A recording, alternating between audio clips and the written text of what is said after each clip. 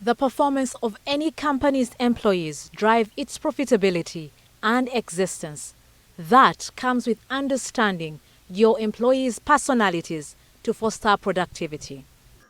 Whether that be if you have a team member that is very excited about the team, excited about the program, you can use that individual as an advocate for the program to help execute the strategy. If you notice that that individual is not as enthusiastic as they should be, maybe that's an opportunity to provide some help and some support for that person to understand kind of what are some of the challenges that they're dealing with. COVID-19 came with very many changes, even in the workplace environment. With several companies downsizing, yet never rehiring, many employees are taking on more roles and are strained. Unfortunately, not many HR practitioners are listening, and it is affecting company productivity. One, I think it should start before anyone comes to you, but as you hear continuing complaints from your workforce that, hey, this is too much, I think you need to take those seriously as an organization and really evaluate and say, hey, let's step back here and understand, have we approached this the correct way? So I would say it should have happened before, but when people are coming to you genuinely with their feelings and looking to be heard, I think it's important to make sure that you listen to them and hear that. So don't wait for more than 5 people to complain. When you start to hear, especially from your top performers, your top performers start to complain, that's when you should really be looking at things very seriously, because those are the top performers are the reason why you are productive. And so losing the motivation of your top performers will continue to hurt your organization overall.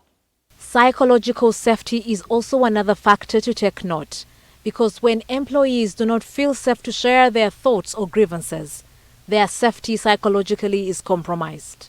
Sadly, that is affecting employee productivity as well as innovation. If you create an environment where people feel safe, that means they're able to, they feel comfortable bringing ideas to the organization. And these ideas can be ideas that help, that make things more efficient, because these are the people that are actually doing the work and they're in the trenches. And so I would be very careful and make sure you listen to the people at those kind of maybe lower levels, because they have good insight that then can help drive the strategy as well.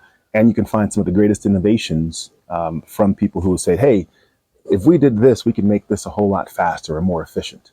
And so creating an environment where people share those and actually listen to them. And you don't have to take every single idea that comes to you. You have to evaluate them. But if they're good ideas, I think you should absolutely take them into consideration and leverage them as much as possible. There are several changes affecting employee productivity today, more so after COVID-19 and with the aggressive technological shifts.